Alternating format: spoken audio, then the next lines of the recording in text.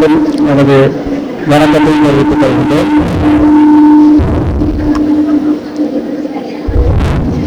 இன்றைய 2024ஆம் ஆண்டுக்கான ஆசிரியர் தின நிகழ்வில்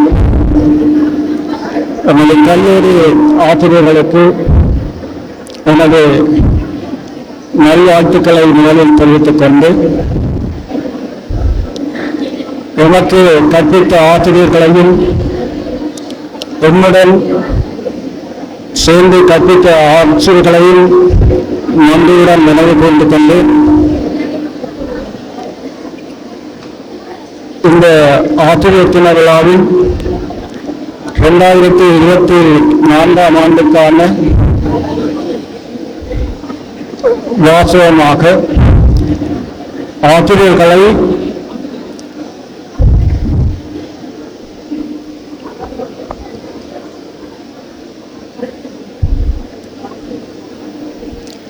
ஆசிரியர்களின் குறைகளை மதிப்போம், கல்விக்கான புதிய சமூக ஒப்பந்தத்தின் என்ற அந்த வாசகத்தினூடாக இந்த ஆசிரியர் பெருந்தகைகளுடைய மதிப்பு சர்வதேச உலகத்தினால் எவ்வாறு கணிக்கப்படுகிறது என்பதை புரிந்து கொள்ள முடிகின்றது.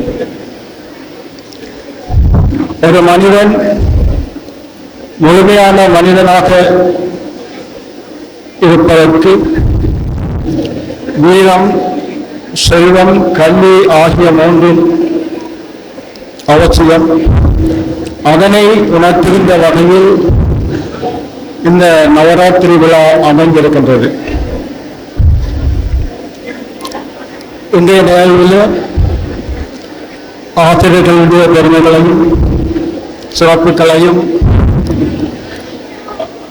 அதிபர் அவர்கள் மற்றும் மாணவர்கள் ஆசிரியர்கள் குறிப்பிட்டிருந்தார்கள். அவர்களுடைய சிறப்பு தனித்தன்மை வாய்ந்தது. ஆகவே அவர்களுக்கு மீண்டும்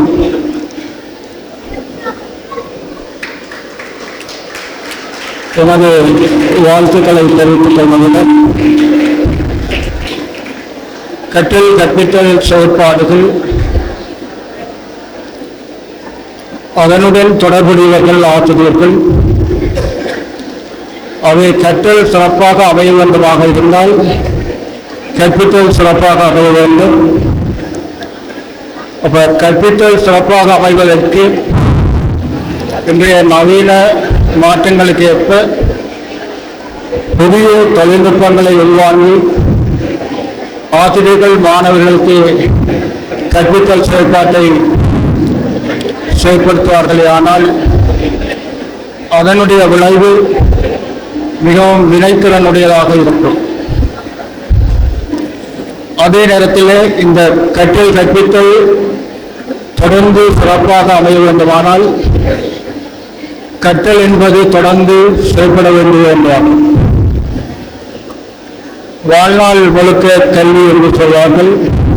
ஆகவே ஆசிரியர்கள் கற்றுக்கொண்டு கற்பித்தலை செய்த அதனுடைய விளைவு வினைத்திறனுடையதாக இருக்கும். அடுத்ததாக மாணவர்களை தரவரிசைக்கு ஏற்பு அவர்களை ஒழுங்குபடுத்தி அவர்களுடைய இனங்கண்டு கற்பித்தலை மேற்கொள்கின்ற பொழுது இறுதியாக எல்லா மாணவர்களையும் உயர் தேர்ச்சி மட்டத்திற்கு கொண்டு வருவதுடன் ஆசிரியர் மாணவர்களுக்கு இடையான இடைவெளி மிக குறைந்து கொண்டு செல்கின்றது. அதாவது ஆசிரியர்களை நோக்கி மாணவர்கள் வந்து கொண்டிருப்பார்கள். அதனால் அதனுடைய விளைவு உயர்வாக இருக்கும். இதைத்தான் குரலில் சொல்கின்றார்கள், பொது நோக்கான் வேந்தன் வரிசையாய் நோக்கின் அது அனைவரையும் அழைத்து செல்லும். அந்தந்த தரத்துக்கு ஏற்ப அவர்களுக்குரிய வாய்ப்புகளை வழங்கி எல்லோரையும் உயர்நிலைக்கு கொண்டு வர வேண்டும் என்பது அதனுடைய பொருளாக இருக்கின்றது. ஆசிரியர்களுக்கு தற்போதைய சூழ்நிலையில் பல இடர்பாடுகள் இருக்கின்றது. இருந்தாலும் உங்களுடைய கற்பித்தல் பணியை சிறப்பாக அமைத்துக் கொள்ள வேண்டும் என்று அன்போடு கேட்டுக்கொள்கின்றேன். மாணவர்கள் கற்க கற்க கல்வி அறிவு வளர்ந்து கொண்டு செல்லும். ஆகவே அவர்கள் விடாமுயற்சி ஊக்கத்துடன் கல்வி கற்பார்களே ஆனால் அவர்களுடைய அறிவு வளர்ந்து கொண்டு செல்லும்.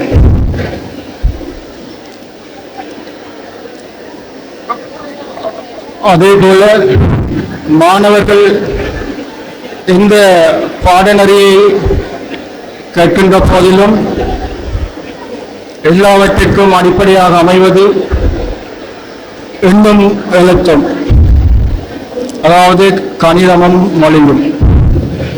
இவர்கள் இதிலே நல்ல தேர்ச்சி உடையவராக இருந்தால் எந்த பாடநெறியிலும் அவர்கள் தேர்ச்சி உடையவராக இருப்பார்கள்.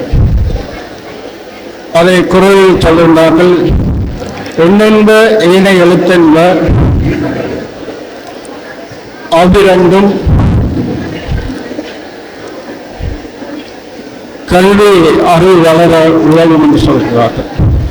ஆகவே ஆரம்ப காலத்திலிருந்து மாணவர்கள் மொழியையும் கணிதத்தையும் நல்ல தேர்ச்சியுடையவராக இருந்தால் மற்ற எல்லா துறைகளிலும் அவர்கள் தங்களுடைய அறிவை வளர்த்துக் கொள்ள முடியும்.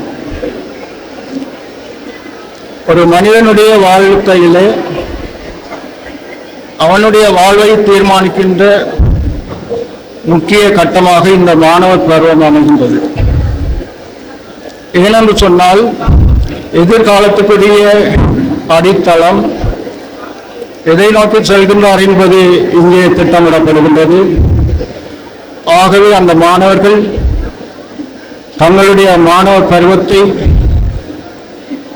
நல்ல முறையில் பயன்படுத்தி எதிர்காலத்திலே சிறந்தவர்களாக நல்ல பிரஜைகளாக வர வேண்டும் என்று வாழ்த்தி,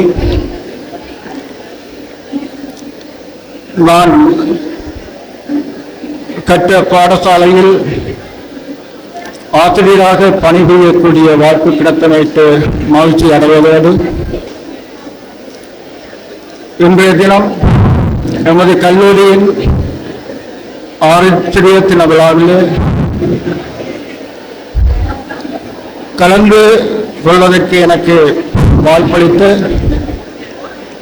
அதிபர் மற்றும் பிரதி அதிபர், ஆசிரியர்கள், மாணவர்கள் அனைவருக்கும் என்னுடைய நன்றிகளை தெரிவித்துக் கொண்டு மீண்டும் ஆசிரியர் அனைவருக்கும் ஆசிரியர் தின நல்வாழ்த்துக்களை கூறி எனது சுற்றுலா முடிக்கின்றேன். நன்றி, வணக்கம்.